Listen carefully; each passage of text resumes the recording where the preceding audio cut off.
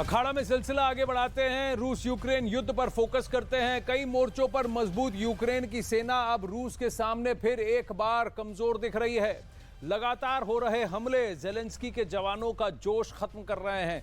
ऐसे में अब जेलेंस्की के जाबाज क्लस्टर बम की मांग कर रहे हैं, वही क्लस्टर जिसे 120 से ज्यादा देशों में बैन किया गया है और जो तबाही का दूसरा नाम कहलाता है। जेलेंस्की चाहते हैं क्लस्टर बम।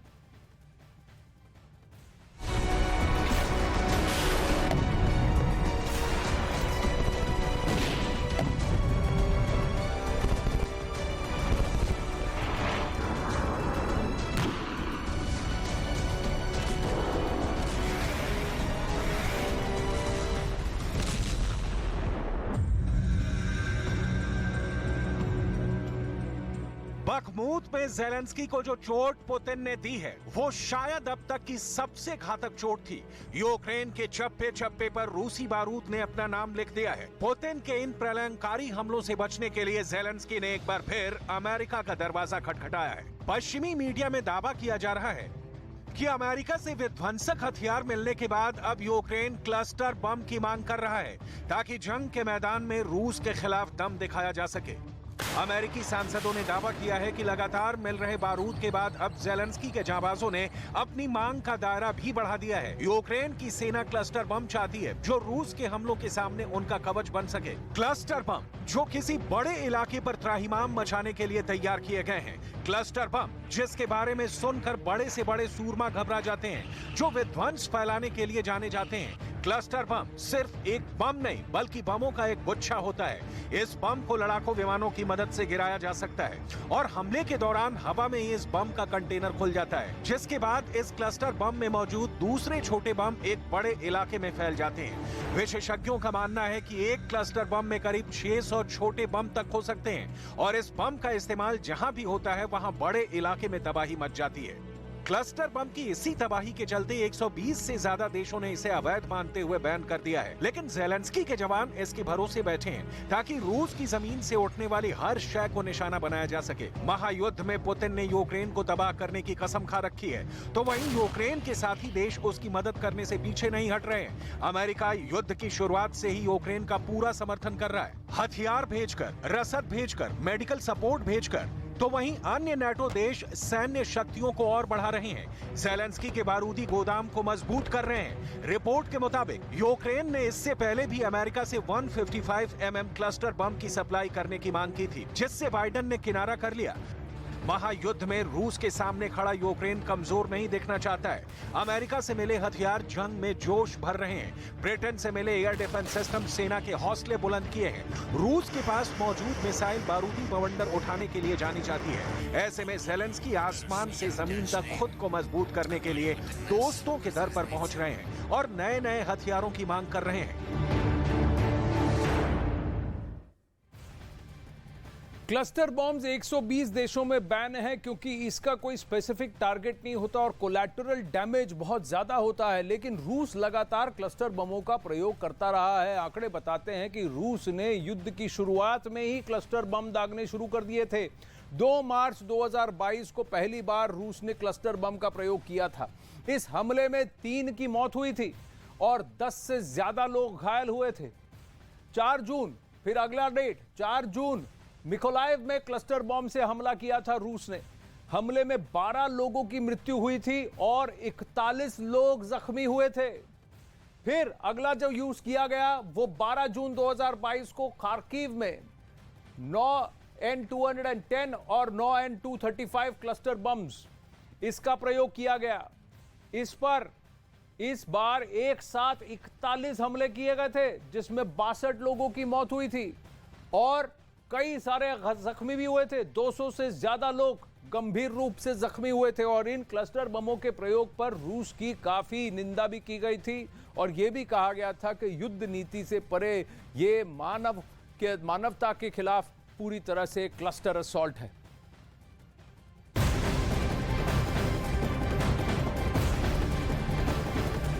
अब वहीं गुरुवार को रूस ने यूक्रेन पर ताबड़तोड़ हमले किए और इस जबरदस्त एयर स्ट्राइक में रूस ने हाइपरसोनिक मिसाइल का प्रयोग भी किया।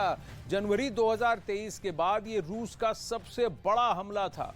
रूस ने 84 मिसाइलों और ईरानी शाहिद ड्रोन से हमलों को अंजाम दिया, जिसमें 6 हमले किंजल हाइपरसोनिक मिसाइल से भी किए गए, जिसे यूक्रेन रोक पाने में नाकाम रहा।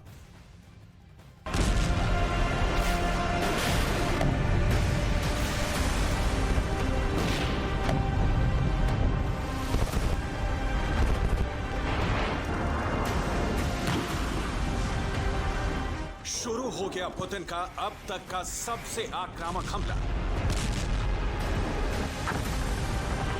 यूक्रेन के हर एक हिस्से में बरसने लगी हैं मिसाइल। बखमूत में यूक्रेन कर रहा है दमदार हमले, तो पुतिन ने पूरे यूक्रेन में मिसाइल स्ट्राइक करके बता दिया कि सिर्फ बखमूत नहीं, वो पूरे यूक्रेन को बर्बाद करने की ताकत रखते हैं। भले ही यूक्रेन के पास जितने भी अमेरिकी और यूरोपीय असलहे हों, फर्क नहीं पड़ता। पुतिन दिखाना चाहते हैं कि वो जब चाहें यूक्रेन की रीढ़ की हड्डी तोड़ सकते हैं।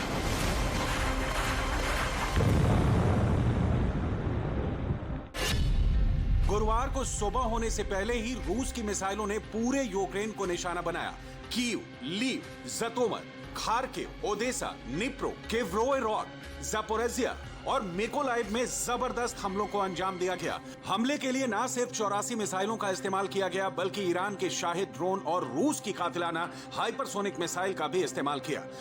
पिछले साल पहली बार इंसानी इतिहास में किसी युद्ध में हाइपरसोनिक मिसाइल से हमला किया गया था। 18 मार्च 2022 को पहली बार रूस ने किंजल हाइपरसोनिक मिसाइल से यूक्रेन में एक हथियार के डिपो को उड़ाया था। उसके बाद रूस ने परमाणु हथियार ले जाने में सक्षम किंजल मिसाइल का कई बार युद्ध में इस्तेमाल किया। Centre for strategic and international studies के मुताबिक 18 मार्च 2022 को पहली बार किंजल हाइपरसोनिक मिसाइल को युद्ध में चलाने के बाद 19 मार्च 2022 को, 11 अप्रैल 2022 को, 9 मई 2022, फिर 26 जनवरी 2023 को और उसके बाद गुरुवार को यानी 9 मार्च 2023 को किंजल मिसाइल से अटैक किया गया। पुतिन ने अपने हथियारों का गोदाम खोल दिया है। सबसे आधुनिक मिसाइलों से हमला करने का मतलब है कि अब पुतिन किसी भी हाल में जीत हासिल करना चाहते हैं। और इस ताबड़तोड़ हमले से मॉस्को ने न सिर्फ अपनी बेताबी को जाहिर किया है, बल्कि दुनिया को बताया है कि उनके जखीरे में अभी ऐसे हथियार हैं जिनका इस्तेमाल उन्होंने नहीं किया है। लेकिन ऐसा भी नहीं है कि वो ऐसे हथियारों का इस्तेमाल नहीं करेंगे। रूसी रक्षा मंत्रालय के मुताबिक गुरुवार को उन्होंने जमीन, हवा और समंदर से सबसे सटीक हमले को अंजाम देने वाली मिसाइलों से अटैक किया, जिसमें किंजल मिसाइल भी शामिल थी। वहीं यूक्रेन ने दावा किया है कि उन्होंने 34 क्रूज मिसाइलों को मार गिराया, 4 ईरानी शाहिद ड्रोन को भी मार गिराया, जबकि 6 किंजल मिसाइलों को रोक नहीं सका। KH-22 एंटी शिप मिसाइल भी रोक नहीं सका। रूस ने S-300 एंटी एयरक्राफ्ट मिसाइल भी दागी। 84 मिसाइलों में से सिर्फ 34 मिसाइलों को यूक्रेन इंटरसेप्ट कर सका, यानी 50 मिसाइलें अपने टारगेट पर हमला करने में कामयाब रही। जाहिर है यूक्रेन का एयर डिफेंस सिस्टम इतना मजबूत नहीं कि ऐसे हमलों को रोक सके, और कहीं ना कहीं क्रेमलिन इसी की जांच करने के लिए गुरुवार को ऐसे हमले किए। यूक्रेन के अलग अलग शहरों में ताबड़तोड़ मिसाइल चलाने का मकसद ही यही था कि पुतिन की पलटन को यह पता चल सके कि यूक्रेन के एयर डिफेंस सिस्टम की क्षमता कहां कहां कमजोर है, यानी आने वाले समय में ऐसे हमलों की भरमार लग सकती है। वहीं किंजल और KH-22 मिसाइल से हमला करने का मकसद ये हो सकता है कि पुतिन ज़ेलेंस्की को यह संदेश देना चाहते हैं कि अब भी वक्त है, पूर्वी यूक्रेन से पीछे हट जाएं, नहीं तो अमेरिकी हथियारों का जखीरा भी उन्हें बचा नहीं पाएगा। क्योंकि अब किंजल जैसी हाइपरसोनिक मिसाइल से हमला किया जाएगा तो यूक्रेन इसे रोक भी नहीं पाएगा, यानी कीव में ज़ेलेंस्की का महल भी सुरक्षित नहीं है।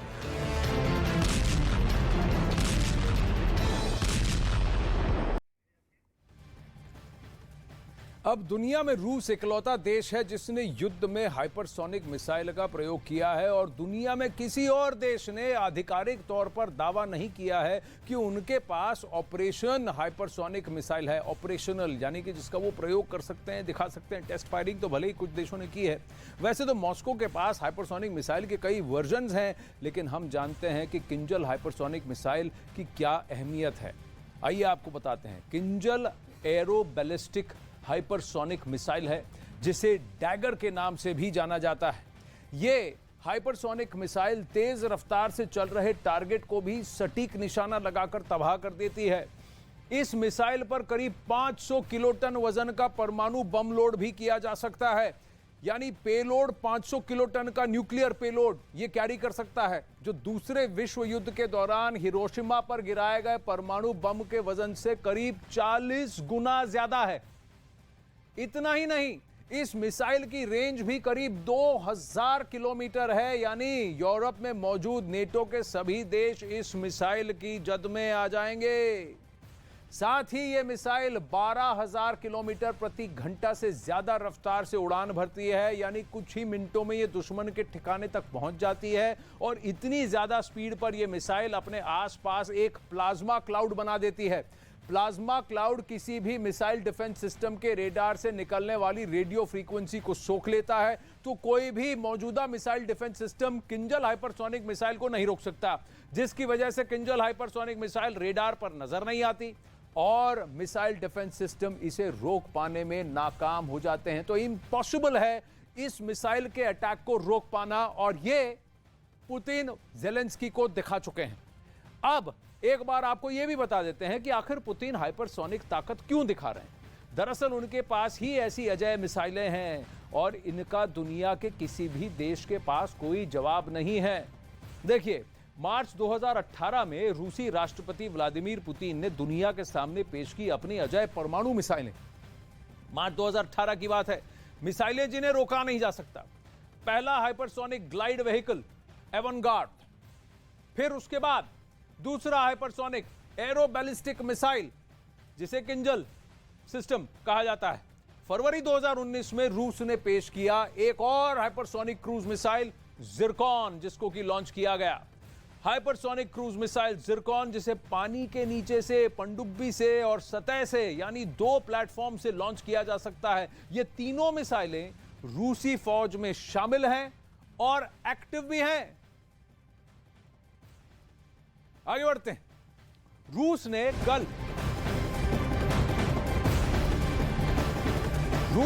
कल यूक्रेन में साल 2023 का सबसे बड़ा हमला किया।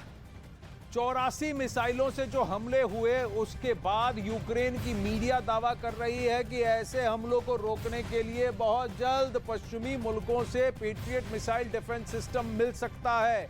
आपको बता दें कि अमेरिका ने पेट्रियट मिसाइल देने का ऐलान किया है और यूक्रेन के जवानों की इस मिसाइल सिस्टम पर ट्रेनिंग भी चल रही है। लेकिन पेट्रियट मिसाइल डिफेंस सिस्टम भी KH-22 और किंजल हाइपरसोनिक सिस्टम्स को नहीं रोक सकता।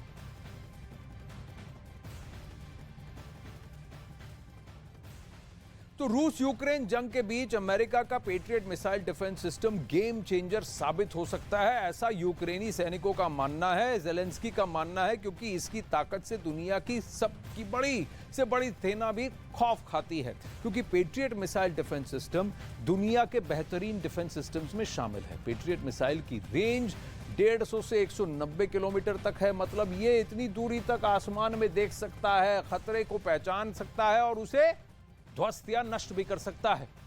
Patriot missile defence system America समेत 14 देशों की सेनाओं के पास है।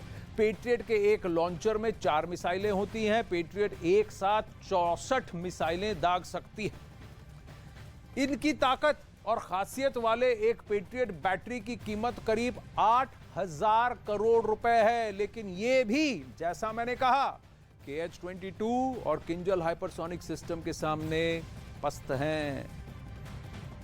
आगे बढ़ते हैं। युद्ध की खबरों में एक और इजाफा। ज़ेलेंस्की ने सपने में भी नहीं सोचा था कि रूस इस तरह से यूक्रेन को रौंद डालेगा। यूक्रेन को नेटो और पश्चिमी देशों ने भरोसा दिया था, घबराओ नहीं, हम तुम्हारे साथ हैं। लेकिन पुतिन का कहना है कौन कहां किसके साथ है। रूस यूक्रेन का एक भी इलाका नहीं जीत पाएगा, नेटो ताकतों ने कहा, लेकिन ऐसा नहीं हुआ। नेटो की जबरदस्त ताकत के बावजूद, इतनी सैन्य मदद, आर्थिक मदद के बावजूद रूस ने यूक्रेन से बखमूत छीन लिया है।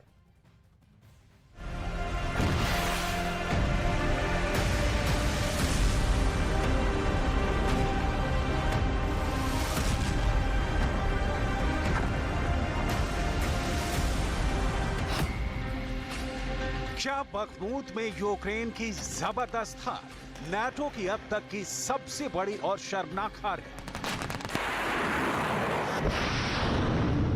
डिफेंस एक्सपर्ट्स अब ये दावा क्यों कर रहे हैं? बखमूत में रूस की जीत ने अमेरिका और नाटो के सामने बहुत बड़ा खतरा खड़ा कर दिया है। क्या वाकई में 54 लाख सैनिकों से बनी नाटो की फौज को पुतिन के रूस ने बखमूत में धूल चटा दी है?